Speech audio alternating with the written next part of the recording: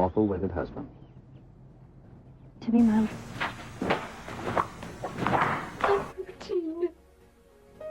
Barbara not Barbara Jean's heart. With a tramp like you? Well, I know it hurts being third rate, but aren't you accustomed to it yet?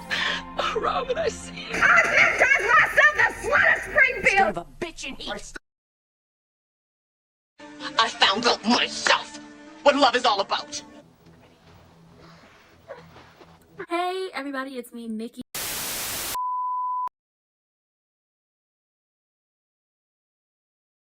I'm just gonna say this, Drew couldn't be my congressman. Not with all the scandals he about to have coming down the pipeline. He couldn't be my congressman. He really couldn't. And Curtis, you better not give up that CEO spot. You better fight tooth and nail to keep your CEO spot. Get your money, friend. Get your money up, because I'm hopeful. Yes, I am hopeful today that you will let the CEO spot use you, and you use it and let it take you away, because we hopeful. Yes. But before we get into all that, hi, hello, welcome to the channel. If you're new here and you like the content, like, comment, subscribe, turn your post notifications on, and share me with your people. Whether you like me or not, let's be clear on something. I like a paying troll. And what do I mean by a paying troll? No, I don't mean you have to pay me or give me money. No, I mean as in, if you're going to troll over here, make sure you're subscribed. And make sure, you keep it cute in the comments, because if you get too crazy or you get belligerent, your comments will get deleted and you will get blocked. Blocked button ain't never hurt nobody. Ain't gonna hurt nobody. Get on down. Yes. But don't forget to like, comment, subscribe, turn your post notifications on, and share me with your people, whether you like me or not. And hit all those links in the description box down below. And with that being said, we are here for What Dem Soaps. Okay, a GH recap. Let's get into it. Now, first of all, this is late. I thought I would have it out to y'all yesterday for Wednesday's episode. However, my DVR, I had to restart it because the power had went out. And I didn't realize I had to restart the DVR again. I thought it was going to be fine, but it didn't record anything. So I had to wait until it came up down there to the Hulu to catch the episode. I know you're like, you could have went on YouTube. Well, the YouTube parts of it were all choppy and everything. It was officially chopped and screwed like a 2005 Southern Rappers album. Okay? But we're going to get into this. And ain't nothing wrong with the chopped and screwed version. It's just, it's hard on the eyes when you were trying to watch and listen and it restarts, even though it's not supposed to restart. But let's get into it. Gio and Sasha are rooting for Chase and Brooklyn to have a baby. So it really comes down to 2 books got delivered to the Quartermain Mansion. One is a cookbook. One is a what to expect when you're expecting book. And that one was for Brooklyn, but Sasha ended up opening it. So now we find out that Brooklyn and Chase are trying for a baby, but don't tell Brooklyn that everybody know, because she already got pressure from the family. So it's like, oh yay, and Sasha and Chase have a cute little moment where they're talking about her family and her being kidnapped and all these things, and it's just like, oh, look at them being friends. Moving on. Brooklyn and Ned are not trying to tell Lois about everything that's been going on. Not about Brooklyn trying for a baby, and not about the whole Drew Willow kissing situation. None of that. Why? Because Lois can't keep a secret. And it was just like, that's messy. Now, listen, it's all going to come to a head because Jason is waiting to whoop Drew's ass anyway. Carly and Brennan are down at the, thing for Drew as he's announcing that he's won his Congress seat and he's heading to Washington, and they're having a conversation / argument about who's using who. And Brennan was like, I've never used you, and I never did this, and I never did that. And it's just like, at the end of the day, y'all are using each other, and y'all are going to have fun using each other, and possibly y'all are going to fall in love because the sexual chemistry is there. The intrigue from each other is there. It's not just like a one-sided thing. Y'all just got to add more to it. And I'm pretty sure Jason and Brennan are the new Robert and Luke. That's what I'm pretty sure of. It's just that they're just a little bit older than what Robert and Luke were when, they was doing their thing. But moving on, Natalia is bolstering Sonny's ego because she's like, you're such a good father and you're this and you're that. And it just makes me realize after Christina's accident and how you swooped in and you were listening to her and you were helping her and you were doing everything you possibly could to make it okay for her instead of taking over, that she's a bad parent. And it's just like, well, I could have told you that when you spewed all that homophobic stuff about your child, and then you decided to tell Christina after she had just woken up in a hospital room to tell her Blaze to go on tour that she was not very much of a good parent. I'm just gonna say that. But Sonny and Natalia seem to be growing closer. Christina tells Alexis about her car accident, and Alexis is like, why wouldn't you tell me? Why wouldn't your father tell me? And Christina has to basically break it down like, you going through so much, I didn't want you to worry. But also, Christina goes into this whole, why am I alive and Sam is dead? People relied on Sam. Sam was needed. People loved Sam. Sam was this, Sam was that. Bolstering Sam up to just basically be like, I'm none of those things and I don't deserve to live.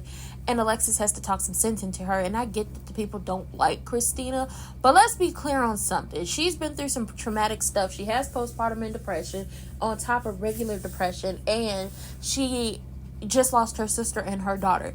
Oh, she's going to be annoying for a while, but if y'all feel like people who go through postpartum and depression on top of grief are annoying, then you really have I have no faith in humanity, and I have no faith in people, because at the end of the day, even though this is a soap opera and this is an exaggeration of what life is like, they tell real stories, and there is somebody out there going through this situation right now, going through postpartum and depression, going through their own depression outside of postpartum and depression, and has lost someone, and now they're grappling with, well, what the hell am I supposed to do with life? Like, why am I here and why is this person not here? They're grappling with all that. Christina's a pain in the ass, no doubt about that, but at the end of the day, Christina has not been dealt a great hand in life, no matter what people think. Christina, for the early part of her life, her paternity was kept a secret, and the only reason her paternity was put out there was because she was sick and she could have died, and they needed the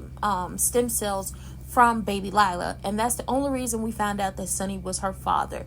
Know that. On top of, as life continues on, AJ kidnapping the kids, all the mess that was happening with Rick and her mama, and as she's growing up, the mob wars that are going on, people poisoning water, shout out to Jerry Jacks, Helena causing all these different issues and messing with folks, and then we get into the teen years where she's in an abusive relationship, and when she finally gets out of that abusive relationship and she goes off to school, she is picked on and made fun of and told that the only reason you got into this prestigious Ivy League school is because your father paid for you to go here. So then she goes off the deep end, marries the son of her father's, one of her father's enemies, and we find out that this son is actually the son of the enemy and the love of his life, because he, sexually assaulted her, only for her husband to die. And then she's on a slippery slope of grief, ends up hooking up with her professor, then ends up in a cult. Girl, she ain't never had a break. If we looking at the different things that have gone on, Molly has had more of the regular life than Christina has ever had. Molly has had it easier. I'm not saying Christina is this victim, woe is me, but if we run down everything that the writers have ever taken Christina through versus what they've taken Molly through, Molly has had it easy. She's been living on easy street. This is like really the first time that this has been such a big thing, other than Alexis being, like alcoholic. This is the first time we're getting, oh yeah, Molly is going through some things. So can we let up off of Christina just a little bit? I'm still like, girl, had Ava just told the truth about that bag being there, we wouldn't be in this situation. Moving on. Drew is a congressman, Curtis is a CEO, and the Drew, Nina, Willow triangle is still going, because once again, Nina don't know that Drew has slept with Willow, and Willow does not know that Nina and Drew are still sleeping together. So this is messy as all get out, and it's just like, I'm tired, I'm through. When is this gonna be over? And Jason is talking to Spinelli about finding Valentine, and also from father to father, explain to me how I can do this. I don't want to ruin Danny's life, but I also don't want to keep him away from his sister. And all this is going on, trying to figure out, well, who's going to live with the kids and where the kids going to live. The Quartermains doesn't really feel like home. All I'm saying is move back into the penthouse and y'all co-parent just like that. That's all I can say at this point. Don't let them people convince you to give up your child. Don't do it. Don't do it. Don't do it. And then we have Michael going to tell his real father, Jason, about Drew and Willow. So he goes down to the bar, and well, Jason's already at the bar. Michael comes in, they're playing Drew on the TV, and he was like, I pay you $50 to turn it off. And he tells Jason, okay, let me run it down to you. I found out that Drew and Willow had kissed. Everybody was trying to stop it, and I got upset. I left. I came to this bar, got drunk. Sasha was here. We ended up having sex. I can't believe I did that. My marriage is over. But also, check this out. My wife and my uncle, Drew Willow, have had sex together, and they did it in the kids' playroom. How do you know that? I have video. How'd you get the video? Well, we got a new nanny. I put some cameras in because that's what parents do. You got new people around here. You got to make sure they ain't hurting the kids and they not stealing or doing nothing crazy. So, boom. Cameras caught it. Look at the video. Oh my God. Keep it. Yes, Jason watched the video too. So, at this point in time, he don't know what to do because he knows that this is not a one-time thing, which is what Jason asked. He was like, is this a one-time thing, do you think? And he was like, no, Willow is not capable of doing a one-night stand. She's not capable of sleeping with somebody one time and being done. And I'm worried that my marriage is over because in order for her to do this, she has to be in love with him. And I know I'm being a hypocrite, so Michael is very much self-aware, which we appreciate that you're self-aware that you are a hypocrite at this moment because you also slept with someone else. But he's like, I know that I'm not in love with Sasha and I want my marriage to work and I want to fix this, but I think in my heart of hearts that my wife is in love with Drew, and if so, I don't know where my marriage can go. Like, he understands that he's a hypocrite at this point, but he also knows his wife to know that she has to have some feeling behind kissing someone or sleeping with someone other than him for it to happen. And he feels like, well, if she's in love with him, I don't know what to do. I don't know where to go. I don't know what's supposed to happen. And Jason tells him, go talk to your wife. The only way you were to know anything is happening, the only way you are to have any clarity about anything that is going on at this moment is you actually have to actively go speak to her about what's going on, and you have to listen to her as she's speaking. You hear that? Listen. Which is something people forget, that Jason is a very good listener because he's never going to tell anybody what to do or how to do it or where to go or how to go. He's going to listen and is going to take that information and try to help you in that situation. Not saying he's the best character, not saying he's the best person, but that's just who Jason was after the accident and has continued to be, which is why a lot of people like to talk to him because it's super duper fucking easy to do so. So at this point, Michael is worried his marriage is over, and you know, Jason has to protect his baby because that's his firstborn. No matter what anybody says, that's Michael's real daddy. Okay, Michael's real daddy ain't about to put up with y'all treating his baby boy any type of way. So now Drew about to get that ass beat, and I feel no way about it because you shouldn't have been sleeping with your niece-in-law or her mama.